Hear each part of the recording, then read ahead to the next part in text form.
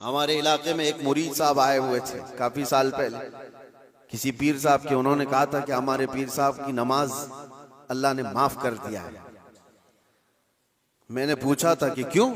कहा इतना तकवा हो गया, इतनी इबादत किए हैं कि उनको अब ये जाहिरी नमाज की जरूरत नहीं है, वो बातिनी नमाज पढ़ते हैं। मैंने उनको एक स्प्रे मारा था, वो अभी तक आए नहीं वापस। कहा शरीयत में 4 लोगों पर नमाज माफ है, 4 लोगों पर नमाज माफ है। नाबालिग बच्चा हो तो नमाज माफ है, अभी मतलब उस पर नमाज फर्ज ही नहीं हुई। दूसरे पागल हो, दिमागी नहीं है, तो भी नमाज माफ है। और तीसरे औरत की जो माहवारी आती हर महीने, हैज के दिनों में औरत को नमाज माफ है। चौथे बच्चे की विलादत हो जाए औरत, उसके बाद उसको निफास जो आता है वो 40 दिन तक भी हो सकता है मैक्सिमम, उतने दिन औरत को नमाज माफ है। ये 4 लोग हैं जिनको नमाज माफ है। मैंने मुरीद साहब से कहा था पीर साहब को पूछ लेना इन 4 में आप क्या हो। या तो तुम्हारा पीर नाबालिग होगा इसलिए नमाज माफ हो गई, या तो पागल होगा इसलिए माफ है, या तो फिर वो 2 कैटेगरी जो बड़ी डेंजर है। पूछ लेना मेरे अजीजों, गौसे पाक पर नमाज माफ नहीं हुई तो ऐरे गैरे नत्थु खेरे की बात क्या है।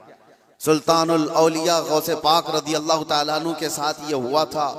आप नमाज पढ़ रहे थे, बादल का टुकड़ा एक साया बन करके आपके ऊपर तारी हुआ और उससे आवाज आने लगी, ए अब्दुल कादिर, मैंने तुझ पर सारे हराम को हलाल कर दिया है, मैंने तुझे नमाज माफ कर दी है, तूने इतनी इबादत कर डाली।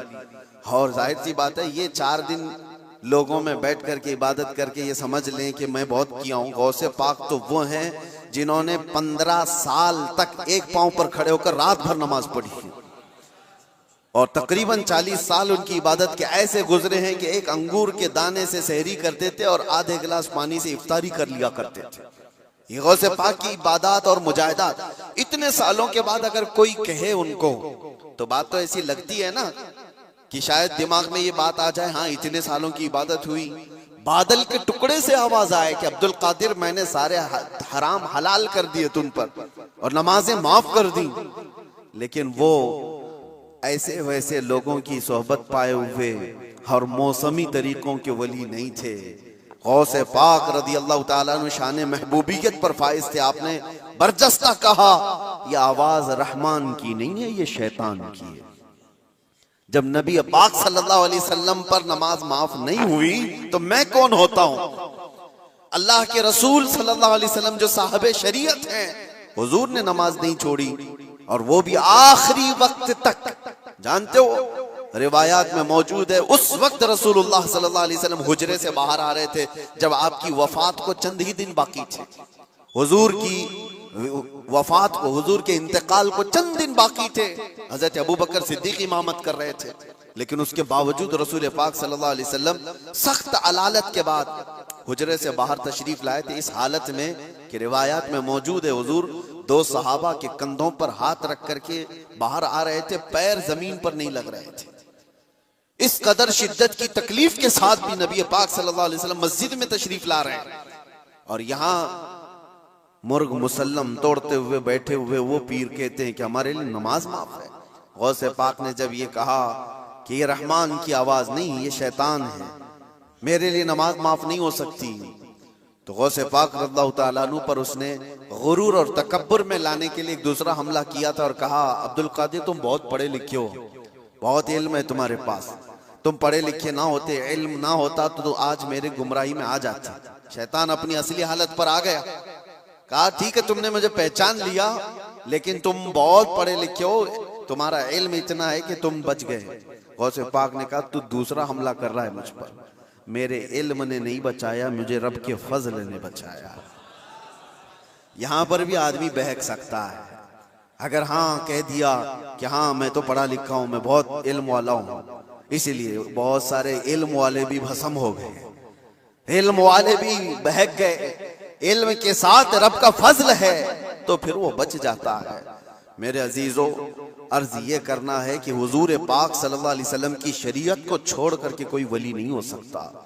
गौसे पाक रज़ियल्लाहु ताला अन्हु की 11वीं करने वाले, नियाज करने वाले, सबसे मेरा एक ही कहना है और सबके लिए एक मैसेज है कि तुम्हारी 11वीं, तुम्हारे खिचड़े, तुम्हारे नियाज ये फर्ज नहीं, ना ही वाजिब हैं, मुस्तहब के दर्जे में आ सकते हैं, लेकिन फज्र की नमाज से लेकर इशा की नमाज तक फर्ज ये तुम्हारे ऊपर ऐसा जरूरी है कि इस चीज के लिए कोई माफी नहीं है।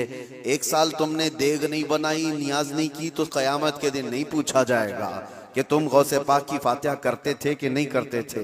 ये सवाल नहीं होगा, लेकिन ये सवाल जरूर होगा कि फज्र में उठे क्यों नहीं थे। ये सवाल जरूर होगा इतनी नमाजें कज़ा क्यों हुई तुमसे। मेरे अजीजों, नवाफिल और मुस्तहब्बात में पड़ी हुई ये उम्मत, मैं मना नहीं करता, आप शौक से, हम भी करते हैं गौसे पाक रज़ियल्लाहु ताला अन्हु के दरबार में इसाले सवाब के लिए, मरहुमीन के लिए हम नियाज, फातिहा सारी चीजें करते हैं, लेकिन इसका मतलब ये नहीं है कि कुल वही है और अल्लाह तबारक व तआला की ये इबादतें कुछ माना नहीं रखती। नमाज नहीं है, कुरान नहीं है। अजीजा ने गिरामी, मैं उन लोगों से पूछता हूँ जो 2-2, 3-3 घंटे कव्वालियों पर रक्स करते हैं, कुरान की एक सूरे भी तो सुन के दिखाओ। वो रब का कलाम है, अल्लाह का कलाम है। किसी कारी कुरान से तुम किरत सुन करके झूमो, फिर पता चले कि ईमान तुम्हारे दिल में कितना है। ढोल बाजों पर रक्स करने वाली कौम, ईमान से अगर ताल्लुक है तो इन खुराफात में नहीं जा सकता। कभी ईमान मजबूत करो। औलिया कामिलीन की जमात से वाबस्ता रहना ये जरूरी है, लेकिन उसका मतलब सिर्फ ये नहीं जो बनाया गया है। हम सुन्नियों पर एक बड़ा इल्जाम ये लगाया जाता है कि ये सिर्फ चादर, गागर, जुलूस, फातिहा, नियाज, 11वीं वाले लोग हैं।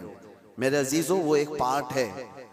जालिमों ने जिस तरह का ये हमारे ऊपर इल्जाम लगा कर रखा है कि ये सजदे करने वाले लोग हैं, कब्र की पूजा करने वाले लोग हैं, और मज़ारात औलिया पर जाकर शिर्क व बिदअत करने वाले लोग हैं, दुनिया को ये फैला करके रखा गया। हम उससे बरात का इजहार करते हैं। हम सुन्नी मजार को सजदा तो छोड़ो, हम रसूल को भी सजदा नहीं करते। सजदा सिर्फ और सिर्फ अल्लाह वहदहू ला शरीक के लिए है। इबादत सिर्फ अल्लाह रब्बुल इज्जत के लिए है। सजदा तो दूर की बात, झुकना भी जायज नहीं है, झुकना भी जायज नहीं। हम इस अकीदे के हामिल हैं, अल्हम्दुलिल्लाह। मज़ारात पर जाते हैं तो शिर्क व बिदअत के लिए नहीं, मेरे मुस्तफ़ा के फरमान पर जाते हैं, हुज़ूर पाक सल्लल्लाहु अलैहि वसल्लम के फरमान की बुनियाद पर जाते हैं। और रही बात औलिया कामिलीन के मज़ारात पर जाकर दुआ करना, ये कुरान से हम अख़ज़ करते हैं कि सैयदना ज़करिया अलैहिस्सलाम, ज़करिया अलैहिस्सलाम अल्लाह के नबी हैं। पता है, बैतुल मुक़द्दस के इमाम कुरान में है 3 पारे में, सूरह आले इमरान, आप पढ़ करके देखना। उनको औलाद नहीं थी, 90 साल की करीब उम्र हो गई थी, लेकिन उसी वक्त बैतुल मुक़द्दस में हजरत बीबी मरियम को लाया गया था। हजरत बीबी मरियम का भी मामला ऐसा है, उनकी वालिदा मन्नत करी थी, उनके वालिद इमरान, उनकी वालिदा हन्ना, उनको भी औलाद नहीं थी। उन्होंने मन्नत की थी कि अल्लाह अगर हमको तू बेटा दे तो हम बैतुल मुक़द्दस की खिदमत में वक्फ करेंगे। बेटा नहीं हुआ, बेटी हुई। मन्नत के मुताबिक उन्होंने अपनी बेटी का नाम मरियम रखा और ला करके बैतुल मुक़द्दस में वक्फ कर दिया बचपन में। तो किसको दिया जाएगा? जो बैतुल मुक़द्दस के इमाम थे, मुतवल्ली थे, हजरत ज़करिया अलैहिस्सलाम, उनके हाथ में दिया गया कि बच्ची वक्फ है। हजरत ज़करिया अलैहिस्सलाम ने कबूल किया और एक मेहराब में बच्ची को रखते थे। कुरान में ये जिक्र है, मैं बता रहा हूं आपको। और हजरत ज़करिया अलैहिस्सलाम कहते हैं, कुल्लमा दखल अलैहा ज़करिया अल-मिहराब वजद इंदहा रिज़्क़ा क़ालत या मरियम अन्ना लकी हाज़ा क़ालत हुवा मिन इंदिल्लाह इन्नल्लाहा यरज़ुक़ु मन यशाअ बिग़ैरि हिसाब। जब जब हजरत ज़करिया अलैहिस्सलाम मेहराब मरियम में जाते तो कहते हैं किस्म किस्म के फल वहां पर रखे हुए पाते थे। तो हजरत ज़करिया पूछते, मरियम ये सब तेरे पास कहां से आता है? हजरत मरियम कहती है, सब अल्लाह की तरफ से है। अल्लाह जिसे चाहे बेहिसाब रिज़्क़ देता है। मरियम कौन है? नबी नहीं है। हजरत मरियम हाँ अल्लाह की वलियां हैं, पाकीज़ा मुक़द्दस हस्ती, लेकिन उनको अल्लाह तबारक व तआला ने वो करामात से नवाजा था। वो बचपन में फल वगैरह उनको रिज़्क़ के तौर पर पहुंच रहा था।